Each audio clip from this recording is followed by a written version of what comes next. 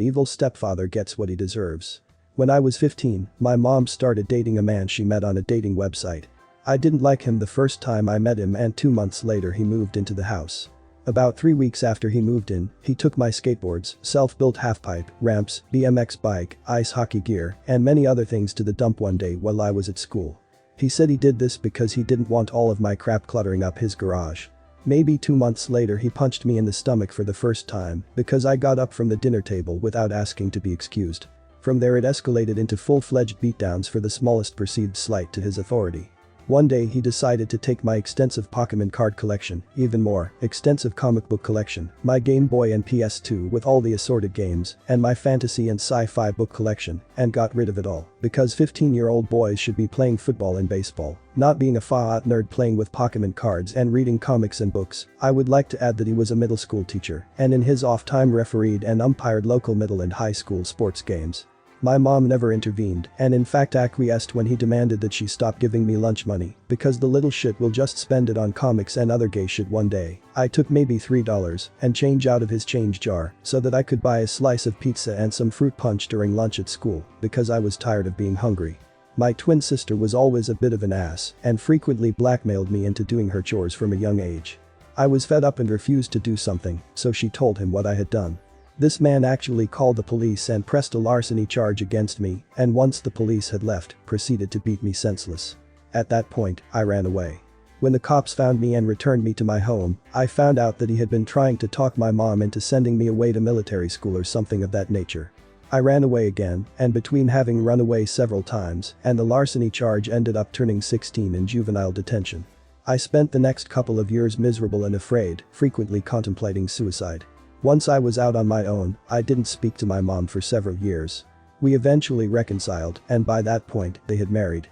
I was a lot bigger than I had been as a young teenager and had gotten into weightlifting, so he no longer acted like he was going to punch me to make me flinch, much less actually hit me, and we basically avoided each other for the most part. My mother found out that she had stage 4 cancer and no longer wanted to waste any of the time she had left with him, so she had a lawyer draft up a separation agreement whereby he would receive a set amount of money upon separation and would have 45 days to retrieve his belongings from the house. He had spent his entire inheritance in 6 months and then had to sell his mother's house that he grew up in order to settle his debts shortly before they started dating, and my mother bought the house back from the bank before they married. She allowed him to keep the house and he moved back into his mother's house.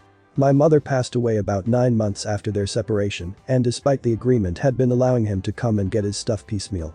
I put an immediate end to that. He was past the deadline to remove his personal effects, and they were now legally mine to dispose of as I saw fit. I sold his baseball card collection, around $14,000, and his autographed sports memorabilia, roughly $11,000, and also sold all of his woodworking equipment, along with several finished pieces of furniture that he had made, $6,500 I think. I kept his mother's engagement ring, platinum band 3 diamonds roughly 2 carats, wedding band, his coin collection. I also collect coins, and some tools and other odds and ends.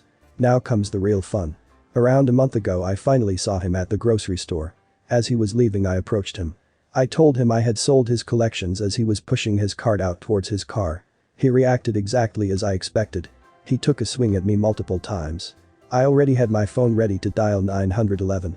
Several of these punches missed and the ones that did connect didn't have much effect because he's nowhere near as strong as he was 20 years ago in his 40s, and I no longer a skinny little 15 years old.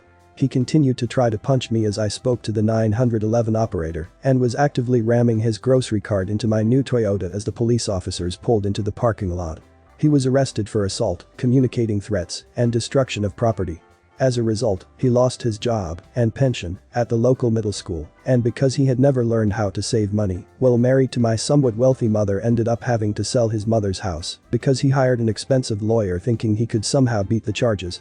My nephew, who was on the football team, made it well known to his friends that he not only had just been arrested and convicted of assault as well as other charges, but that he had also beat me as a child, causing several parents to call for him to resign from refereeing and umpiring for local sports games.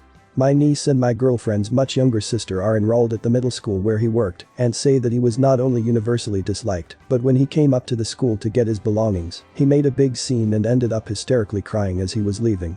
At least that's what they've heard from the kids who were attending summer school at the time.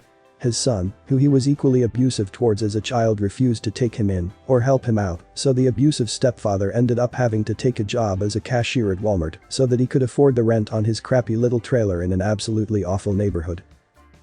Even though that Walmart is not the closest Walmart to my house, that is now the only place where I go grocery shopping or to purchase anything that I need. I purposely stand in line longer than I need to, just so that he can be the one who has the pleasure of ringing up my purchases. The first time I went through his line, he attempted to ring up multiple items more than one time to overcharge me, and when I called him on it, he said that I was mistaken. I asked for a manager, and the manager believed him that it was an accident, but he learned that he can't get away with that. The second time, I made sure to be as nice as possible and had to ask for a manager because he was overwhelmingly rude. The people in line behind me backed me up and he got in some trouble for that. Every time I go there and step into line, I see him die a little bit inside, and it gives me such satisfaction. Sometimes I'll say that I'm paying with exact change, and as I'm about to hand him the money I'll say, "Oh, I didn't realize I had rare coin from his collection in my pocket. I guess I'll use my credit card. I just sold his expensive ratcheting wrench set, and so on Monday when he works again, I'm going to go buy my daughter one of their better above ground pools, and as he's ringing it out tell him, I know that daughter is just going to love this pool.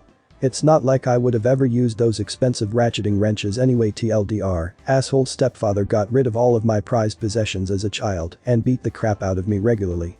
I ended up getting all of his prized possessions and selling most of them, and when I told him, he tried to assault me in public, which resulted in criminal charges, losing his job and his house. Now I get to see him all the time and rub his nose in it. Since you got this far, please like, subscribe, and hit the bell icon.